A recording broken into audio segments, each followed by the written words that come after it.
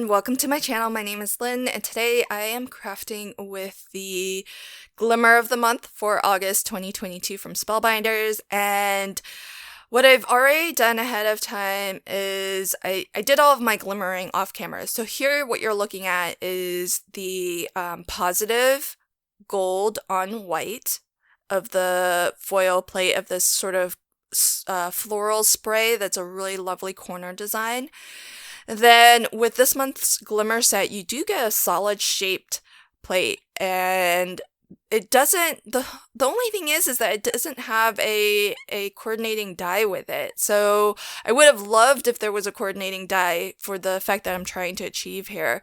But absent that, I just chose an oval die from Spellbinders, a different set. And what I did was I cut out an oval from the negative foiling. So negative foiling is when you've got that extra sheet of foil left over after you've foiled your initial design. And with the help of solid foil plates, you can use that extra foil, which would have normally just been waste and, chucked into the bin, but you can actually now foil that onto a second piece of cardstock, giving you the reverse or the inverse design, where you've got foil surrounding the image that has been designed, and the cardstock that you foil onto is what is shown. And so what I was trying to do, the look I was going for, was to mix and match positive and negative foiling in a way where, one portion ends and then at the oval, and then inside the oval, the negative foil look kind of extends or continues the image.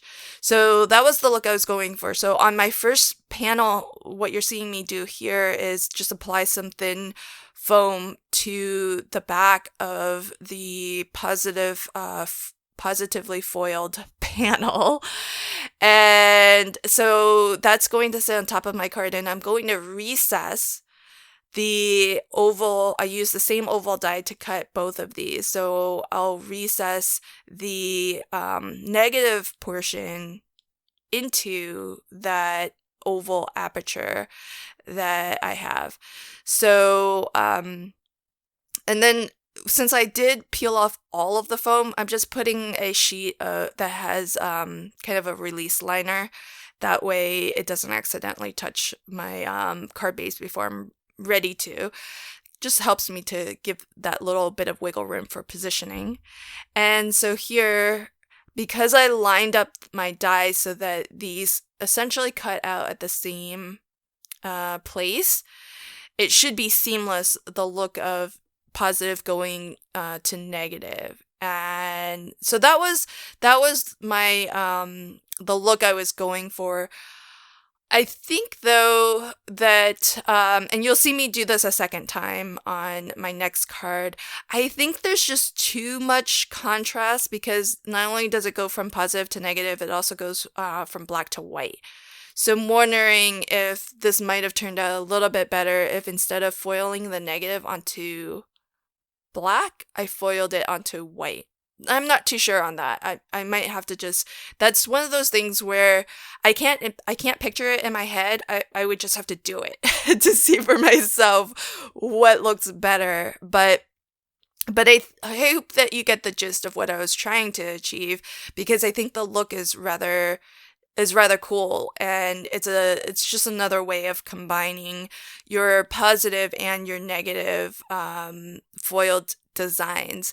And it's really made possible by having these solid foil plates, which now at this point Spellbinders has released a number of different shapes. So I just wish they had a die to cut out that shape, because that's not like a standard shape. The ratio of it really depends specifically on that design there.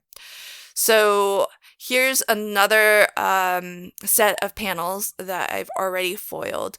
Now the floral spray does come with a coordinating die to cut it out, along with the two sentiments. They also have coordinating dies to cut them out. And here you can see I have foiled twice the positive. I took the leftover foil sheet after foiling the positive, and then I foiled that with onto white as well. So that gives me 4 of these floral sprays that I can use, which is fantastic. And I did go ahead and emboss a panel. I think this was the embossing folder from a previous club kit. Also, I went ahead, I have the platinum machine, and it does have its own sandwich combination for working with embossing folders and 3D embossing folders, but I did find that getting the universal plates feels kind of worth it to me, because it's a little bit spendy. You definitely don't have to, but in particular, I think for 3D embossing folders from Spellbinders, it does make your life a little bit easier, because it's got the perfect sandwich combination for your 3D embossing folders. This one that I'm using on this card is just a regular 2D one, but I do really love the 3D embossing folders, and with my platinum, I've had to kind of create my own shim or my own sort of sandwich for them. With the universal plates, it's kind of a no-brainer. You just follow the guide for what to use.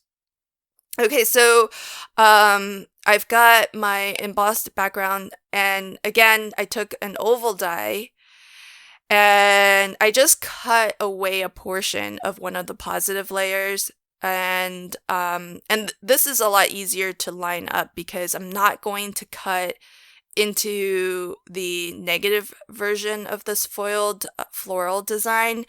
I'm just gonna layer this oval piece on top and position it so that it's lined up to continue that that look. So definitely a lot easier to do this, because instead of die cutting into both, I don't mind having some extra that layered look and the extra dimension here.